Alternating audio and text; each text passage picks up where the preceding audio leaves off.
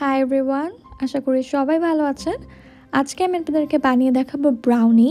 এই ব্রাউনিটা বানানো খুবই সহজ, কেক বানানো চাইতেও সহজ এই ব্রাউনিটা বানানো। এটা বানাতে খুবই কম উপকরণ লাগবে। চলুন শুরু করা যাক আমাদের এই ব্রাউনির রেসিপিটা। আজকে দেখতে হলে অবশ্যই পুরোটা সময় আমার সাথে থাকবেন। সো ফার্স্টে আমাদের লাগছে তেল আর বাটার মিলিয়ে 1 কাপ, 4 টেবিল চামচ পরিমাণ ময়দা, 1.5 কাপ পরিমাণ আইসিং সুগার বা কনফেকশনারি সুগার। এখানে আমি আরও নিয়েছি 1 কাপ পরিমাণ কোকো পাউডার, আর লাগছে 2টা ডিম। আর এখানে আমি একটু টেস্ট বাড়ানোর জন্য অ্যাড করে নিয়েছি নিউট্রেলা, আপনারা চাইলে এতে স্কিপও করতে পারেন। এবার একটা বাটিতে ফার্স্টে আমরা দিয়ে নিচ্ছি কনফেকশনারি সুগার। এটা আসলে গুঁড়া চিনি, এটা আপনারা দোকানেই পেয়ে যাবেন। এবার অ্যাড করে নিব কোকো পাউডার। একটা ভালো ব্র্যান্ডের কোকো পাউডার ইউজ করার চেষ্টা করবেন। আমি এখানে ক্যাডবেরি কোকো পাউডারটা ইউজ করছি। এবার এই ড্রাই ইনগ্রিডিয়েন্টস দুটো আমাদের খুব ভালোভাবে একটা হুইস্কের সাহায্যে মিশিয়ে নিতে হবে।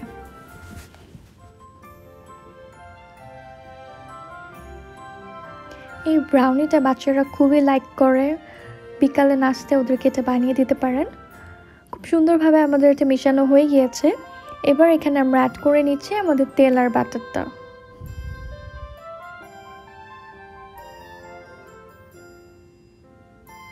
এইবার তেল আর বাটারের সাথে আমাদের ড্রাই ইনগ্রেডিয়েন্টসগুলো খুব ভালোভাবে মিশিয়ে নিতে হবে এবং একটু খেয়াল করবেন যাতে কোনো ধরনের কোনো লাম্পস তৈরি না হয়। সব দিক থেকে নিয়ে খুব সুন্দর আমাদের একটা থিক ব্যাটার তৈরি করতে হবে।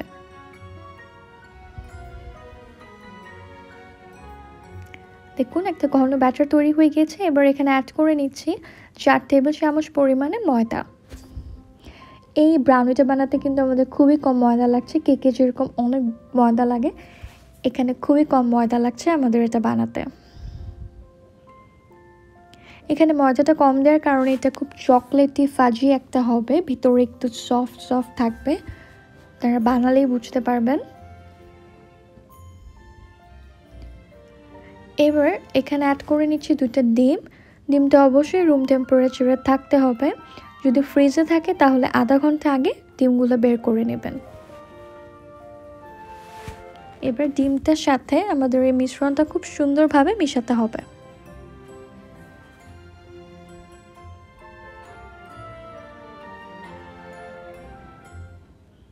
খুব ভালোভাবে আমরা মিশিয়ে নিচ্ছি। দেখুন খুব সুন্দরভাবে মিশে গিয়েছে ডিমটা। এবার এখানে আমরা অ্যাড করে নিব নিউট্রেলা। আপনারা চাইলে এটা স্কিপ করতে পারেন, কিন্তু এটা দিলে টেস্টটা অনেক ভালো আসে।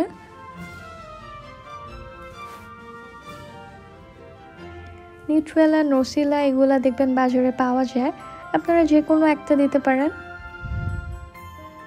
আমি 2 টেবিল চামচ পরিমাণ নিউট্রেলা এখানে ইউজ করছি।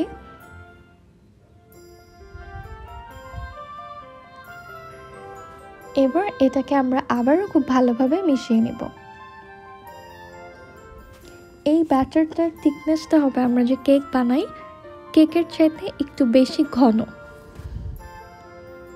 দেখেই বুঝতে পারছেন। এবার এখানে অ্যাড করে নিচ্ছি 1/2 টিস্পুন পরিমাণ লবণ। খুবই ভালোভাবে আমরা এটা মিশাচ্ছি। দেখুন এটা খুব ঠিক একটা ব্যাটার হয়েছে। উপর থেকে যখন আমি দিচ্ছি একই ফ্লোতে এই ব্যাটারটা পড়ছে। দেখুন ঠিক যখন এরকম হয়ে আসবে বুঝবেন আপনাদের ব্যাটারটা তৈরি হয়ে গিয়েছে। এবার একটা স্কোয়ার কেকের মোল্ডে আমি একটু ফয়েল পেপার দিয়ে নিয়েছি। ফয়েল পেপার দিয়ে নিলে এটা যখন আমরা বেক হয়ে যাবে আমাদের এটা উঠাতে খুবই ইজি হবে। সো চেষ্টা করবেন ফয়েল পেপারটা কিংবা পার্চমেন্ট পেপার ইউজ করার জন্য।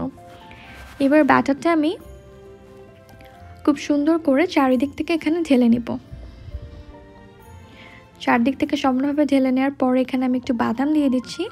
আপনারা চাইলে বাদামটাও নাও দিতে পারেন, আমি দিচ্ছি জাস্ট একটু টেস্টটা সুন্দর হওয়ার জন্য। এবার 180 ডিগ্রি সেলসিয়াস কিংবা 356 ডিগ্রি ফারেনহাইটে ওভেনের ঠিক নিচের র্যাকটাতে আমরা এই ব্রাউনিটা বেক করতে দিব আধা ঘন্টার জন্য। আধা ঘন্টা পরে দেখুন আমি একটা টুথপিক ঢুকিয়ে দেখলাম পুরো ক্লিয়ার এসেছে, মানে আমাদের ব্রাউনিটা হয়ে গিয়েছে। সো দেখলেন কত সহজেই তৈরি করা যায় এই ব্রাউনি। আমি আপনাদের কেটে দেখাচ্ছি ব্রাউনিটার ভিতরে কত সুন্দর চকলেটি একটা থাকছে আর বাইরে থেকে একটু ক্রিস্পি ক্রিস্পি থাকছে। এক্স্যাক্টলি দোকানে আমরা যেরকম খেয়ে থাকি ঠিক সেরকম হয়েছে ব্রাউনিটা।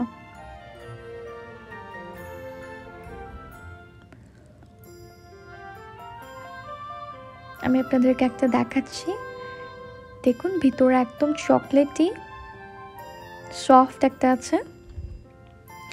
কত সহজেই তৈরি করা যায় এই ব্রাউনি। আপনারা বাসায় অবশ্যই ট্রাই করবেন, আমাকে জানাবেন কেমন লেগেছে আমার রেসিপিটা। এই রেসিপিতে ভালো লাগলে অবশ্যই একটা লাইক দিবেন এবং আমার চ্যানেলটি এখনও সাবস্ক্রাইব করে না থাকলে সাবস্ক্রাইব করে ফেলবেন জলদি। আর পাশের থাকা বেল আইকনটাতে ক্লিক করে রাখবেন পরবর্তী রেসিপিটা পাওয়ার জন্য। সবাই ভালো থাকবেন, আবার আসবো নতুন আর একটা মজাদার রেসিপি নিয়ে আপনাদের সামনে। Thank you so much.